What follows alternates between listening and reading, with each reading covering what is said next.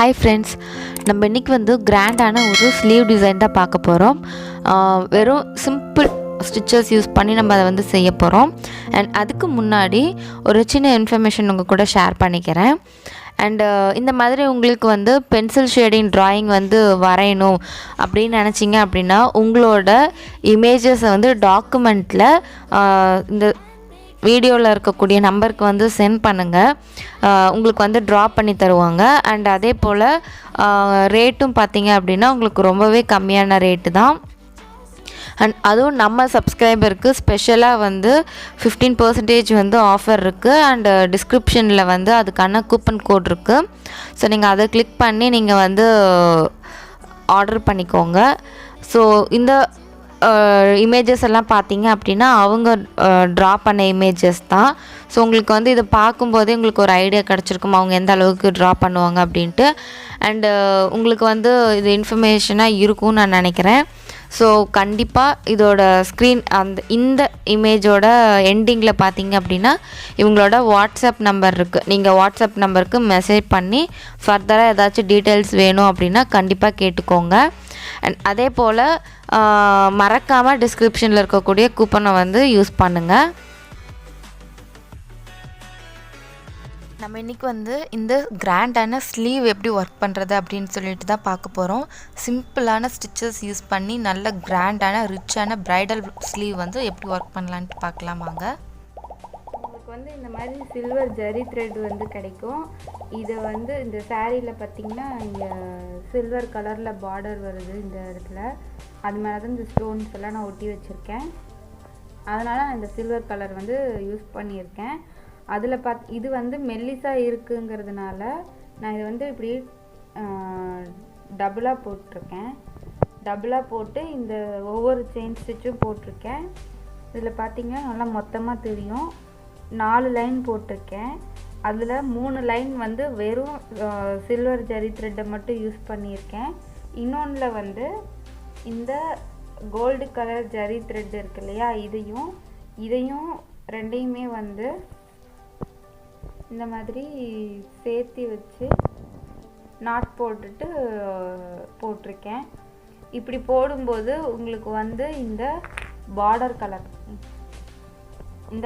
கலர்லேயே உங்களுக்கு வந்து இந்த லைன் கிடச்சிது. ஸோ நான் அது மாதிரி போட்டிருக்கேன். 4 லைன் போட்டிருக்கேன்.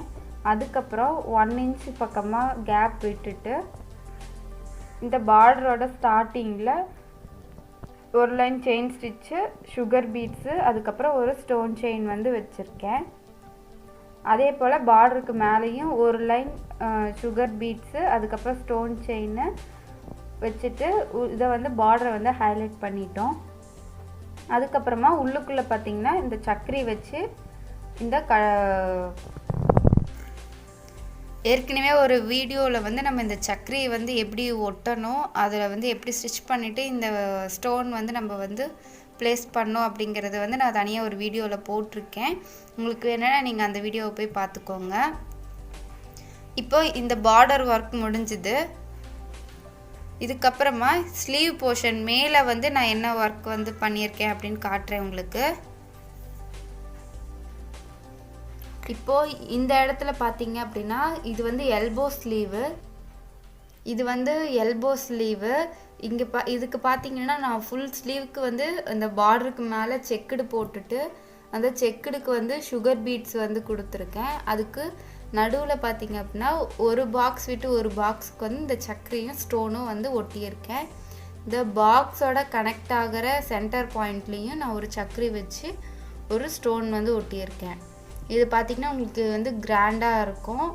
இதில் வந்து நம்ம இந்த ஃபில் பண்ணாத பாக்ஸஸில் வந்து இந்த ஸ்டிச்சை எப்படி போடலாம் அப்படின்னு சொல்லிட்டு காட்டுறேன். இந்த பிங்க் கலர் வந்து சாரியில் இருக்குது. ஸோ இந்த பிங்க் கலரை வந்து நம்ம ஃபில் பண்ணியிருக்கோம். இது வந்து செயின் ஸ்டிச்சு தான். செயின் ஸ்டிச்சையே லாங்காக போட்டு நான் இதை வந்து ஃபில் பண்ணியிருக்கேன். இதை எப்படி போடுறது அப்படின்னு சொல்லிட்டு பார்க்கலாம்.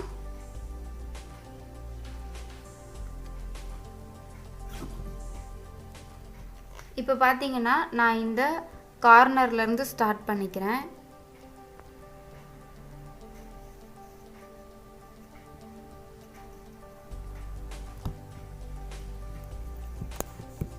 நான் இதுவும் டபுளாக நம்ம எப்பவும் எடுப்போம் இல்லையா 2 த்ரெட்டு, அதே மாதிரி டபுள் சில்க் த்ரெட் எடுத்துக்கோங்க.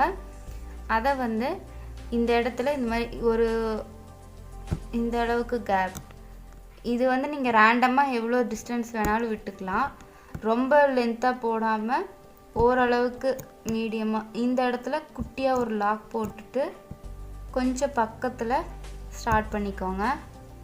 அதுக்கப்புறம் மறுபடியும் அங்கேருந்து கீழ் பக்கமாக அதே லென்த்து பாருங்கள். இந்த லென்த்தை விட ரொம்ப லென்த்து கொண்டு போனீங்கன்னா ஃப்ரேமை விட்டு நம்ம கிளாத்தை எடுத்ததுக்கப்புறமா உங்களுக்கு வந்து ஸ்டிச்சஸ் வந்து லூஸ் ஆகிடும். அதனால் நம்ம ஃப்ரேமில் இருந்து ஸ்டிச்சஸை வந்து நம்ம ரொம்ப லாங்காக இல்லாமல் ஓரளவுக்கு மீடியமான லாங் வச்சு நம்ம போட்டோம் அப்படின்னா நம்ம இந்த இடத்துல வந்து நம்ம எண்ட் பண்ணும்போது லாங்காக ஒரு போடுறோம் இல்லையா, அதுக்கு மேலே குட்டியாக ஒரு ஸ்டிச்சை போட்டு லாக் பண்ணணும் இந்த மாதிரி. அதுக்கப்புறம் ரைட் சைடில் ஒரு லாக் போட்டு மறுபடியும் ஆரம்பிச்சுக்கலாம்.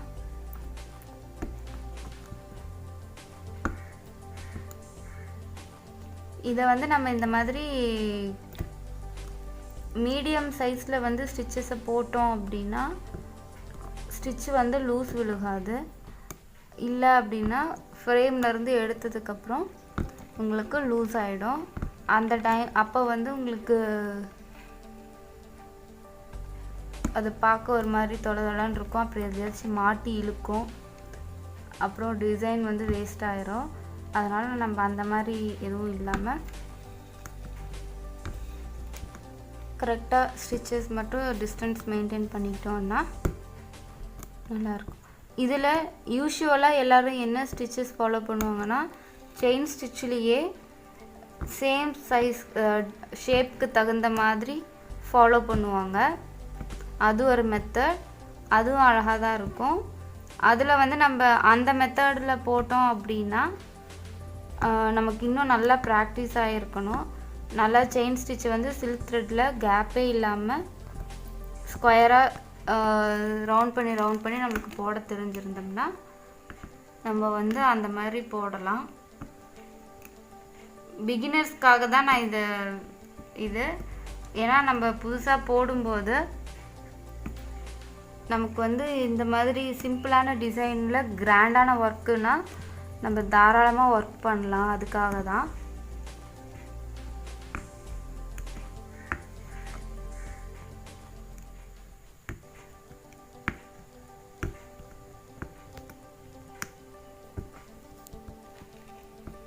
இப்போ புதுசாக நம்ம வீடியோஸை வந்து பார்த்து ஆரி ஒர்க்கு கற்றுக்கிட்டு இருக்கவங்களுக்கு எல்லாமே பேசிக் ஸ்டிச்சஸ் முடித்தவங்களுக்கு இந்த டிசைன் போடுறது ரொம்பவே ஈஸியாக இருக்கும்.